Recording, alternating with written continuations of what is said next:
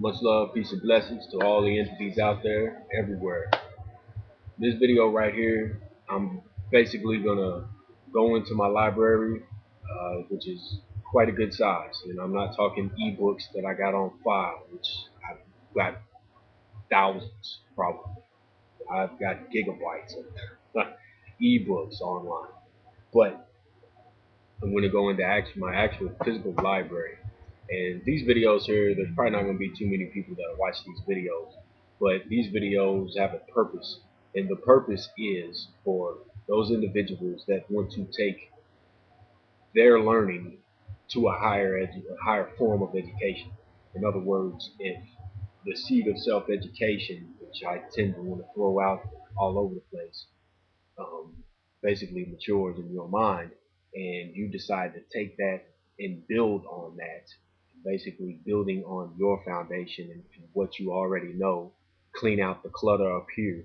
In other words, um, then this will probably be a pretty good guide for you. I'm going to start a little series, and the series basically touches on self-education. It is not a program anyone should follow. It is just suggestions, things that I have done, and I just want to show you, because when you say something to a lot of people are unaware that there's a difference between dictionaries. This is probably what they're used to seeing. Collegiate dictionary. This is in most public educational schools, in the public educational system. You can get these for like $1 at book sales that the libraries have, of course. This is an abridged dictionary. Abridged. Limited understandings of words and words themselves in that book.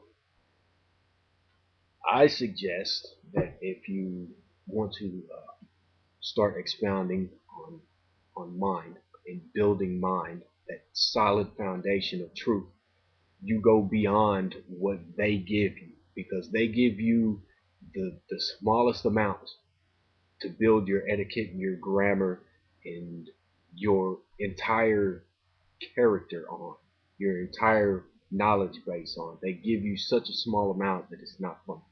So I tend to cross-reference everything. And when I cross-reference using a bridge dictionary, which I just showed you, and I've got 3 or 4 of, and unabridged dictionary, which this is an unabridged dictionary. You see how big that book is? You beat somebody to death with this book. All right, this is a real dictionary right here. It's gonna have the etymology of words, where they come from, different languages, the whole nine. It's gonna break it all down for you, prefixes, suffixes, the whole nine. It's gonna have it all. So I have several, and the older the dictionary you get, the better I have found to suit my needs anyway. Because there's a lot of talk of esoteric languages and all of this, Latin forms of words and stuff that you can't quite find unless you go get a specific Latin dictionary or a translation guide. This dictionary right here was published in 1968. This unabridged right here, it's a Webster's unabridged dictionary, and the one that I showed you first was 1988. So there's a big difference in dates there. But I also use other forms of dictionaries, and this is an international dictionary, and it's 3 volumes, and they're all this size. Not very thick, but it's big. The words are real small in it. You can barely read them. 3 columns. And what's good about this dictionary is there's like 7 different languages in the dictionary, including Hebrew, Yiddish, the whole nine. They got a whole bunch of languages. So that's what's good about those dictionaries. Not only do I cross-reference with dictionaries of this sort, and I have a whole shelf dedicated just to dictionaries. That's not counting, encyclopedia, thought dictionaries, quotation dictionaries.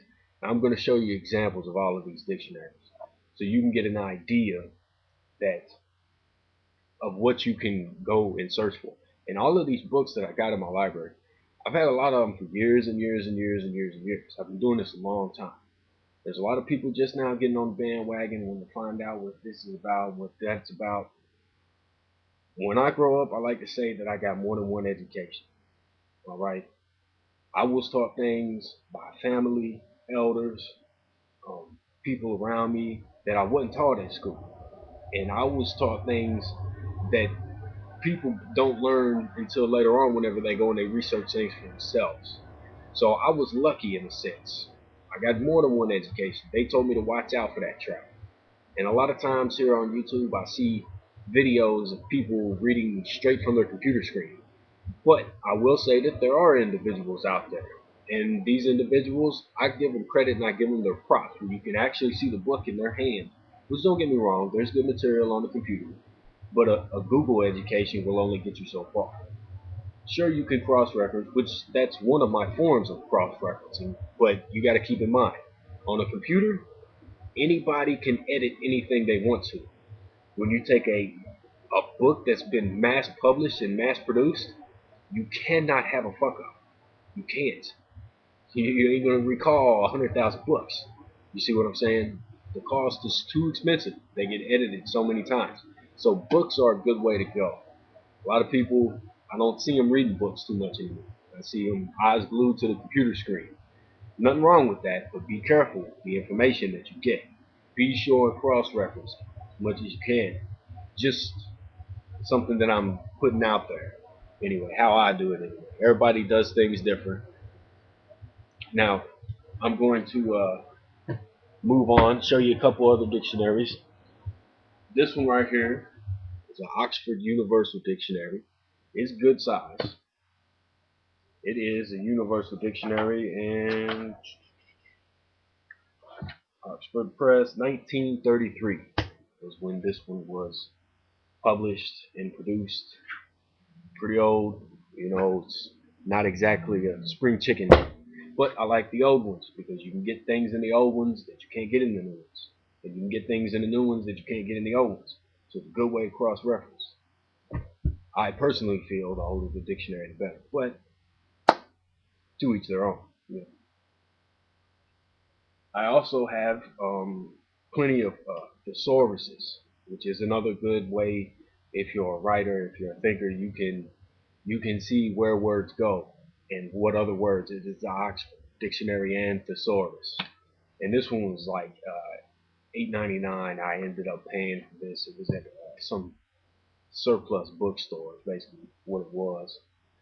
But I got Dictionary of Quotations here, Oxford Dictionary of Quotations, and anybody that's into writing their own documents, any kind of legal documents, any kind of public notice, private law, anything like that, quotations are real good for that.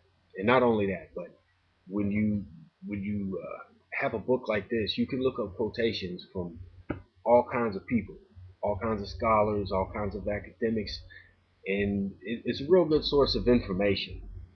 So I recommend getting book dictionary of quotations, but it's not exactly really a must-have. I have several dictionaries of thoughts, and this one is quite old. It's not a very big one, but it has all of the great thinkers, a lot of the great thinkers. I won't say all of them, but it's got a lot of them in there. And this book was published 1969, and this one actually came from a library sale. So, and I got another dictionary of thoughts, new dictionary of thoughts. I got several of these, and this one was published in 61.